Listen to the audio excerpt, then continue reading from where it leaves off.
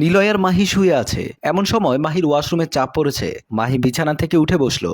মাহি ভাবছে নিলয়কে ডাক দেবে, আবার ভাবছে না, আমি একাই ওয়াশরুম থেকে আসি। এ কথা বলে বিছানা থেকে নেমে আসলো। নিলয় বিছানার উপর শুয়ে রইলো। মাহি যখন ওয়াশরুমের দিকে যাচ্ছে, হঠাৎ করে মেয়ে মানুষের কান্নার শব্দ শুনতে পেল। এত রাতে মেয়ে মানুষের কান্না করছে কোথায়? তারপর আস্তে আস্তে ড্রয়িং রুমের দিকে গেল। ড্রয়িং রুমের পর্দা ফাঁক করে দেখতে পেল বাড়ির কাজের ছেলে বিলকিসকে আদর করছে। মাহি বিলকিসের অন্তরে এমন দৃশ্য দেখে নিজেকে আর ধরে রাখতে পারছে না। মাহির ইচ্ছে করছে স্বামীর আদর পেতে। মাহি এমন ভাবে দেখছে মনে হচ্ছে অন্তর মাহিকেও আদর করছে। মাহি ভাবতে লাগলো, আমি আমার স্বামীর কাছে এক্ষুনি আদর চাইবো। তারপর মাহি ড্রয়িং রুম থেকে চলে আসলো। মাহি রুমের ভেতরে আবার ফিরে এসে বিছানার পাশে বসে নিলয়কে ডাকতে লাগলো। নিলয় তখন গভীর ঘুমে ছিল। এত রাতে ডাকছো কেন? কি হয়েছে তোমার? মাহি বলল, চোখ খুলে দেখো। নিলয় বলল, অনেক ঘুম পেয়েছে, আমাকে একটু ঘুমাতে দাও। মাহি বলল, ওঠো, তারপর ঘুমিয়ে যেও। তারপর নিলয় শোয়া থেকে উঠে বসলো। বলল, কি হয়েছে, ডাকলে কেন বলো? মাহি বলল, আমাকে একটু আদর করে দাও, তোমার আদর পেতে খুব ইচ্ছে করছে। নিলয় বলল, এত রাতে ডেকে তুমি এই কথা বলছো? মাহি বলল, আমাদের বাড়ির কাজের মেয়ে আর কাজের ছেলে দুজন মিলে সুখের সাগরে মিশে গিয়েছে, তুমি আমাকে একটু আদর করো, আমি সুখের সাগরে হারিয়ে যেতে চাই। নিলয় বলল, আমি তোমার মতো বাড়িতে থাকি না, আমার কাজ করতে হয়। সকাল হলেই বাড়ি থেকে বেরিয়ে যেতে হবে কাজের উদ্দেশ্যে, আবার রাত 10টা 11টায় বাড়িতে ফিরে আসবো। তোমার মনে হয় এরপরে এসব করতে ইচ্ছে করবে? তুমি ঘুমিয়ে পড়ো, আমিও ঘুমিয়ে পড়ছি। তারপর নিলয় আবারও শুয়ে পড়ল। মাহি বিছানার পাশে বসে ভাবতে লাগলো, বিলকিসের কপালটা অনেক ভালো। বিলকিসের স্বামী আদর করছে আর আমার স্বামী ঘুমিয়ে যাচ্ছে। পরের দিন সকালে বিলকিস রান্নাঘরে কাজ করছিল। এমন সময় রান্নাঘরে আসলো মাহি। বিলকিস মাহিকে বলল, ম্যাডাম, এখনো রান্না বাড়া শেষ হয়নি, রান্না শেষ হলে আমি আপনাকে ডাইকা বলবো। মাহি বলল, আমি এজন্য আসিনি, আমি তোর কাছে অন্য একটি কারণে এসেছি। বিলকিস বলল, আমি হইছি কামের মাইয়া, আমার কাছে আপনি কি জন্য আসবেন? তারপর মাহি বলল, তোর স্বামী তোকে অনেক আদর করে তাই না? বিলকিস মনে মনে ভাবছে, ম্যাডাম কেন এমন কথা বলছে? ম্যাডামের মাথা কি খারাপ হয়ে গেছে? মাহি আবার জিজ্ঞেস করলো, কতদিন পর পর তোকে তোর স্বামী আদর করে? বিলকিস এবার মনে মনে ভাবছে, আমি যা ভাবছিলাম তা না, আমি তো শুনছিলাম মেয়ে মেয়ে নাকি অনেক কিছুই করা যায়, আমাদের ম্যাডাম কে এমন কিছু করতে চাচ্ছে। তারপর মাহি বলল, কি হলো, কথা বলছিস না কেন? তোর স্বামী তোকে কতদিন পর আদর করে? তারপর বিলকিস বলল, ম্যাডাম, আমার রান্না করতে হইব, আপনি এখন রান্নাঘর থেকে জানতো, বড় ম্যাডামের খাবারের দেরি হলে আমার লোকে ঝগড়া করব। তারপর মাহি সেখান থেকে বেরিয়ে আসলো। বিলকিস বলল, আমার জামাইরে কইতে হইব। তারপর বিলকিস রান্নাঘর থেকে বেরিয়ে আসলো। খাবার টেবিল গোছাচ্ছিল বিলকিসের স্বামী অন্তর। বিলকিস এসে বলল, তোমার লগে আমার কথা আছে। অন্তর বলল, কি কথা আছে? আমার এখানে অনেক কাম আছে, আমি এখন তোমার লগে কথা কইতে পারুম না। বিলকিস বলল, আগে আমার কথাটা তো শুনবা, তারপর তুমি তোমার কাম কইরো। অন্তর বলল, কি কইবা, তাড়াতাড়ি কও। বিলকিস বলল, আমাগো ম্যাডাম আমারে জিজ্ঞেস করে তুমি আমারে কতদিন পর পর আদর করো, আমারে জিজ্ঞেস করে তুমি কেমনে আদর করো। অন্তর বলল, কি কইতাছো গো? আমার মনে হইতাছে আমাগো ম্যাডাম লেসবিয়ান। বিলকিস বলল, এটা আবার কি কইতাছো? অন্তর বলল, আরে এটা হইতাছে মেয়ে মেয়ে সম্পর্ক করা। বিলকিস বলল, তাহলে আমি আর এই বাড়িতে কাম করুম না, তুমি ছাড়া অন্য কেউ আমার শরীরে হাত দিলে আমার রাগ উঠা যায়। অন্তর বলল, চুপ কর, এখন আর কথা কইস না, তোরে আর এই বাড়িতে বেশি দিন রাখবো না, তোর প্রতি ম্যাডামের নজর পড়ছে, যা এখন কাজ কর গিয়া, তারপর বড় ম্যাডাম রে কইয়া তোরে কাজ থেকে বাদ দিয়া দিমু। বিলকিস বলল, আমি তোমারে এই বাড়িতে কাজ করতে দিব না। অন্তর বলল, ঠিক আছে, এখন তুই যা। তারপর বিলকিস ওখান থেকে চলে আসলো। অন্তর আবার কাজ করতে শুরু করলো। এই বাড়ির মালকিন দোলা বেগম বিছানার উপর বসে পান খাচ্ছে। হঠাৎ করে দেখতে পেল দোলা বেগমের পান ফুরিয়ে গেছে। দোলা বেগম তার কাজের ছেলে অন্তরকে ডাক দিল।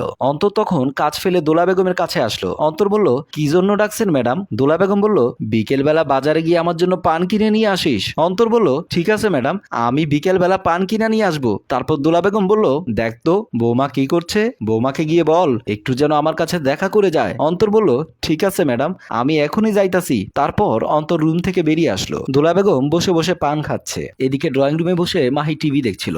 মাহির মন পড়েছিল বিলকিসকে কিভাবে বিলকিসের সামনে আদর করেছে। মাহি ভাবছে, বিলকিস আজ কত সুখে আছে, কত খুশি মনে কাজ করছে, আর এদিকে আমার মনে আগুন ধরে যাচ্ছে। মাহি ভালো করে খেয়াল করলো টিভির ভেতরে খোলামেলা নাচ চলছে।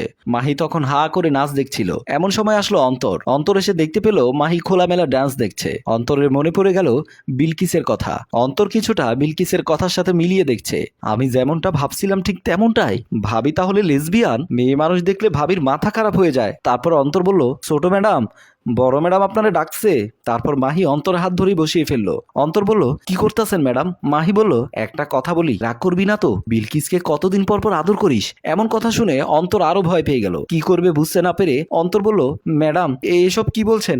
আমি একটা পুরুষ মানুষ, আমার লগে এসব কথা কইতাছেন? মাহি বলল, আমার শুনতে খুব ইচ্ছে করছে, একটাবার বল না, কতদিন পর পর তুই তোর স্ত্রীকে আদর করিস? তারপর অন্তর মনে মনে ভাবছে, এইখানে থাকলে আমি আমার বউকে হারাবো। তারপর অন্তর কোনো রকম হাত ছাড়িয়ে মাহির কাছ থেকে দৌড়ে পালিয়ে বাঁচলো। মাহি বলল, এর কাছ থেকেও শুনতে পারলাম না। আজ নিলয় বাড়িতে ছিল। নিলয় ঘরে বসে মোবাইল টিপছিল। এমন সময় কাজের মেয়ে বিলকিস এসে বলল, সাহেব আজকে আপনার অফিস নাই? নিলয় বলল, একটু দেরিতে ঘুম থেকে ওঠার কারণে আজ আমি অফিসে যেতে পারিনি। তারপর বিলকিস নিলয়কে বলল, আজকে যেহেতু আপনি বাড়িতে আছেন, তাহলে ছোট ম্যাডামকে ডাক্তার কাছে নিয়ে যান। নিলয় বলল, কি বলছিস? তোর ভাবিকে কেন ডাক্তার কাছে নিয়ে যাব? তোর ভাবি তো একদম সুস্থ মানুষ। বিলকিস বলল, ম্যাডামের মাথা খারাপ হয়েছে, ম্যাডামের অনেক বড় একটা রোগ হয়েছে, আপনি ভালো একখান ডাক্তার দেখান। নিলয় বলল, এখন এখান থেকে তুই যা তো, আমি বুঝতে পেরেছি, ডাক্তারখানায় এখন তোকে নিয়ে যেতে হবে। তারপর বিলকিস বলল, আমার কথা এখন আপনার ভালো লাগতেছে না, যখন ভালো লাগবে তখন অনেক দেরি হয়ে যাবে। এ কথা বলে বিলকিস ঘর থেকে বেরিয়ে আসলো।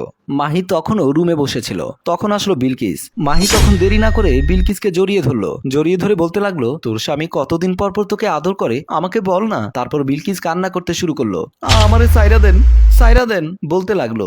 বিলকিসের কান্না শুনে সবাই দৌড়ে আসলো। সবাইকে দেখে মাহি বিলকিসকে ছেড়ে দিল। বিলকিস বলতে লাগলো, ম্যাডাম আমারে জড়াইয়া ধরছে, ম্যাডামের চরিত্র খারাপ হয়ে গেছে। মাহি বলল, বিলকিস কি বলছিস?